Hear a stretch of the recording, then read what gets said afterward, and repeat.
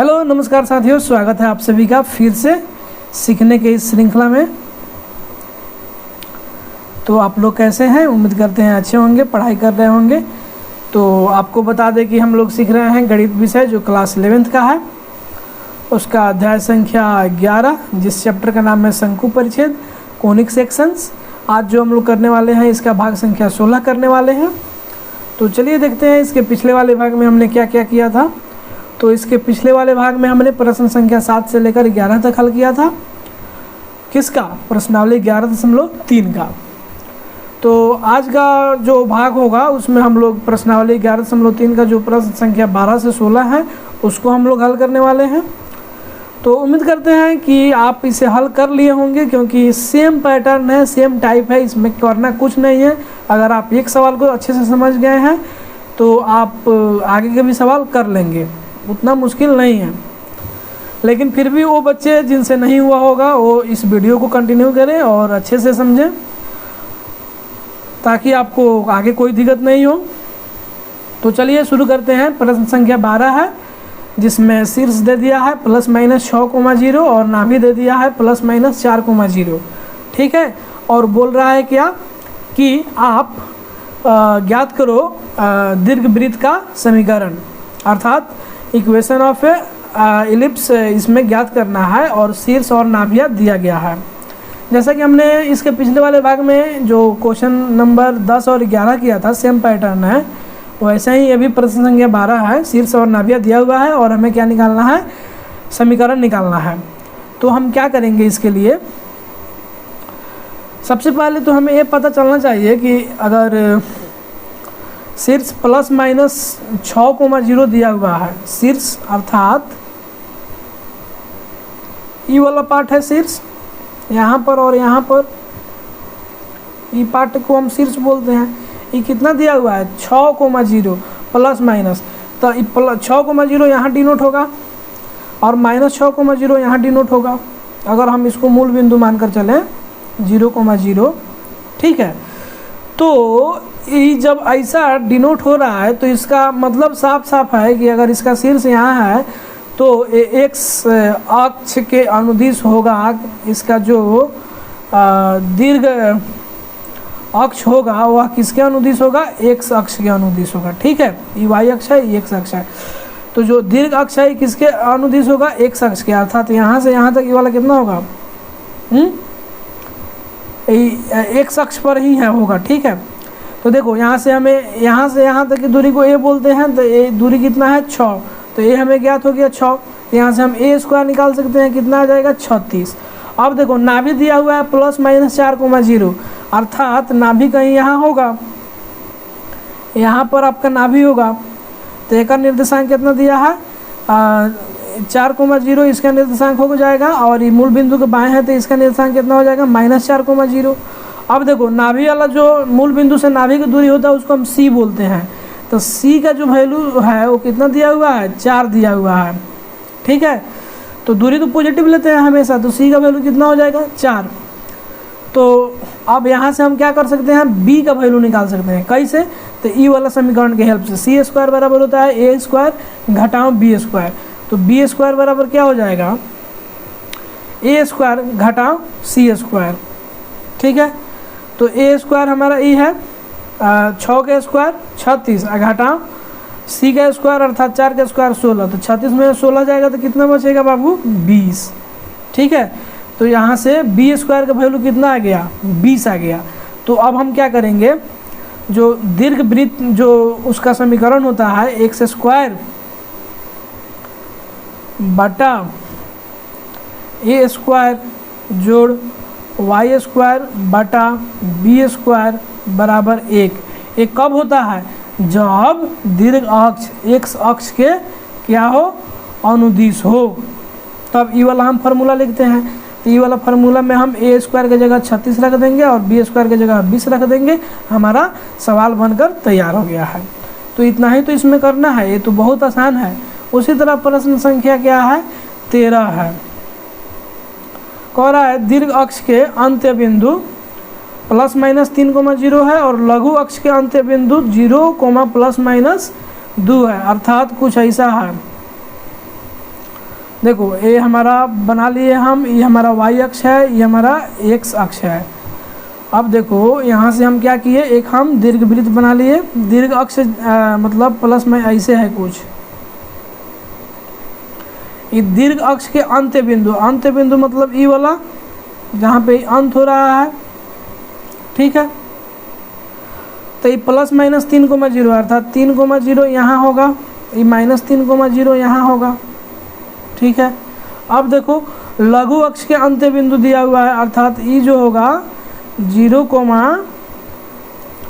-2 नीचे, और ये ऊपर जो होगा ये कितना हो जाएगा 0,2, ठीक है।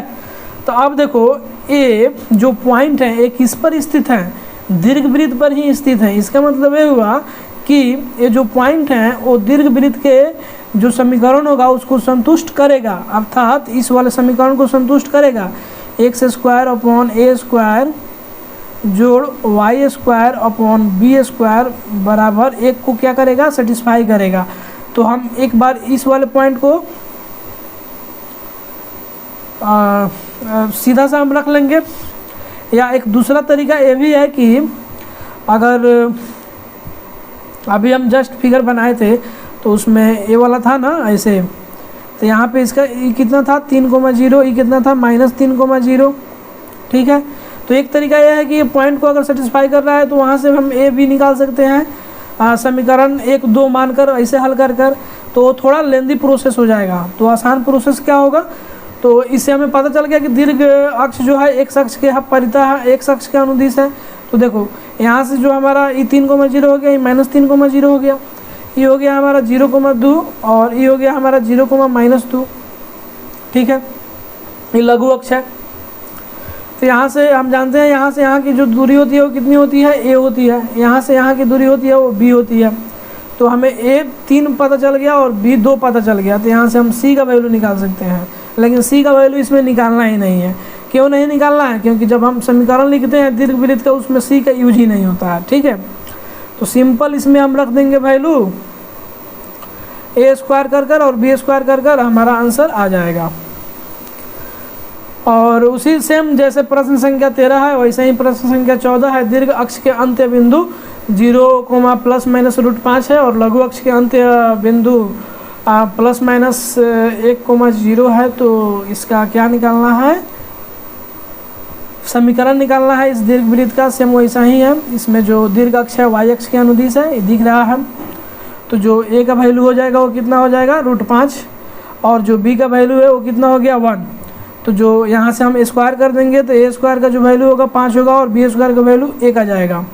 तो इस प्रकार जो दीर्घ वृत्त का समीकरण बनेगा वो क्या हो जाएगा, x² अपॉन b² जोड़ y² बराबर 1। देखो जब दीर्घ वृत्त y अक्ष के अनुदिश होता है तब फार्मूला बनता है x² बटा b² जोड़ y² बटा a² बराबर 1। कब फार्मूला हम कब लिखते हैं, जब दीर्घ वृत्त y अक्ष के अनुदिश हो, और जब x अक्ष के अनुदिश हो तब हम ये पहले वाला जो फार्मूला अभी इसके पहले वाला क्वेश्चन में लिखते थे वो लिखेंगे y² अपॉन b² बराबर 1।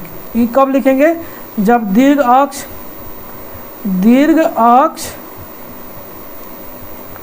किसके परितः हो, किसके अनुदिश हो, x अक्ष के अनुदिश हो, ठीक है, तब ये वाला हम लिखेंगे। और नहीं तो इसको हम आपस में बदल देंगे जब y अक्ष के अनुदिश रहे तब।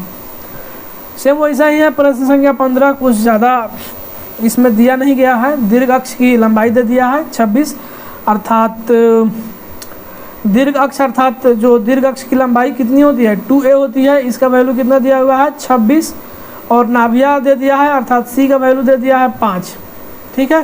तो यहाँ से a का हम वैल्यू निकाल लेंगे, कितना हो जाएगा 13, और c ज्ञात हो गया, ये ज्ञात हो गया। तो हम यहाँ से आसानी से क्या कर सकते हैं, b ज्ञात कर सकते हैं। तो यहाँ से हमें b ज्ञात हो गया 13, ये हम अभी निकालें, और तो ये यहाँ से हमें ज्ञात हो जाएगा, ठीक है।